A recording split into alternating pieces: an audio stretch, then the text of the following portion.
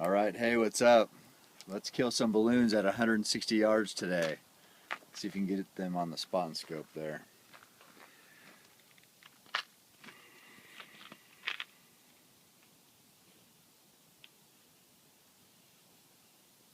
Tell me when you're on. I'm on it.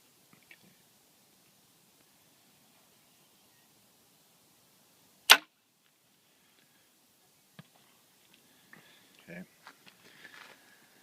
All right, so it's a good money shot at 160, and I'm just out here having fun. I shoot every day, and just try to spice it up. I put the balloons out there just so you guys have a good visual on seeing what we're shooting at and where I'm hitting. Otherwise, it's really hard at this distance. And that's not trick shooting. This is just messing around, having fun, trying to make sure my technique is dialed in. But now, if you want to talk trick shooting, we do have a little clip, and this was tough. Did this weekend. This is a no-look blindfolded. See, I did one last week, and I had a few guys do it also, and I don't know how they did it. I know how I did it. And then so I thought, and even Chris Brackett said, well, he's done that same thing, no look, at 49 yards. So I'm like, I better ramp up my trick shooting game. So I did put the thinking cap on and came up with another one, blindfolded, no look, 20 yards. Check it out right here. All right, we're gonna ramp up our trick game here today. We're gonna go blindfolded, hit that balloon down there. You gotta focus on this, I'll tell you. And I'm gonna look away.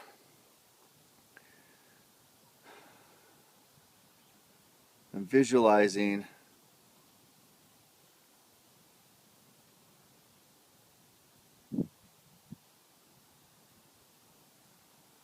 come on, where is that thing? I know I'm close.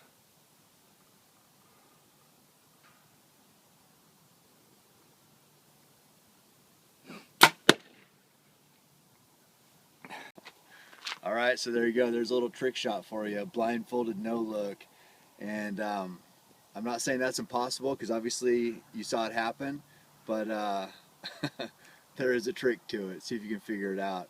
One thing that's much easier is shooting this balloon out here at 160 yards, and it's good practice for me. I like dialing in and seeing what the Carbon Spider Turbo can do.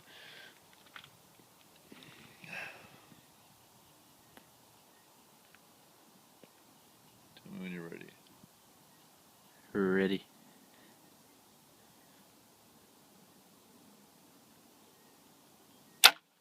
Should be good. So, and before anybody gets all excited, I would never shoot an animal at 160.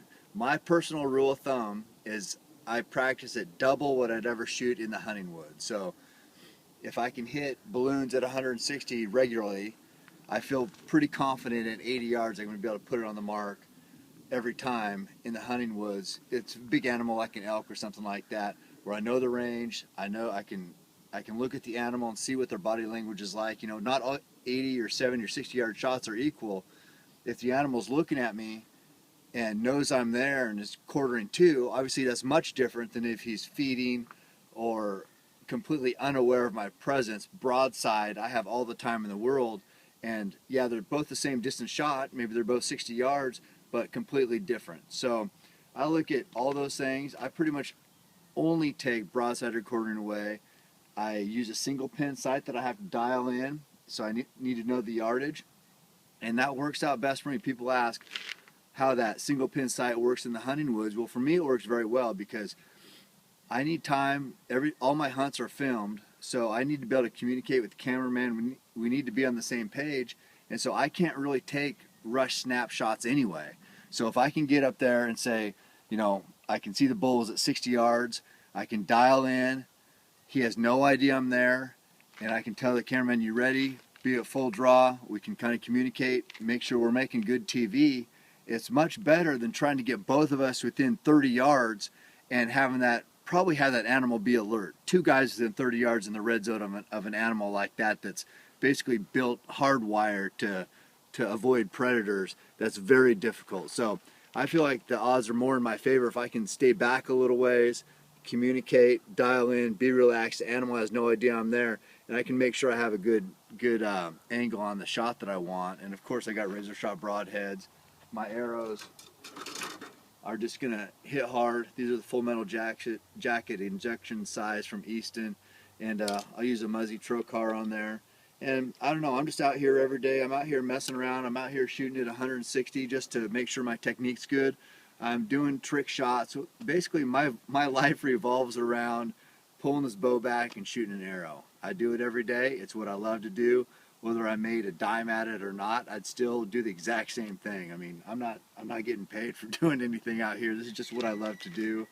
And I don't know what I guess the thing that I would leave you guys with is, if you enjoy shooting a bow, get out, have fun, get it out there, practice a lot, have good equipment, and just enjoy yourself. That's all I try to do, and I try not to take it too serious. Try to just have fun, and I enjoy hearing from all you guys. So just keep me posted. And I did want to say, and I've talked about my equipment a lot. Some of you people know about everything that I shoot. You know, probably said, how many times is he going to go over the same thing? Well, just keep in mind that, you know, there might be 50,000 people on my Cameron Haynes Facebook page that have heard the same message over and over. But shoot, last week my Facebook reach was up 700%, and last week we reached 1 million people. So there's all sorts of new people coming in, people new to the sport that are interested in the kind of sights that I use, or my thoughts on sights or equipment. And so this kind of stuff is just for everybody. So I apologize if some people have heard it a few times, but I'm excited to talk about it, and I know people are interested, so that's just what we do. Just wanted to share that with you tonight. Hope you guys are having a great St. Patrick's Day. Keep hammering.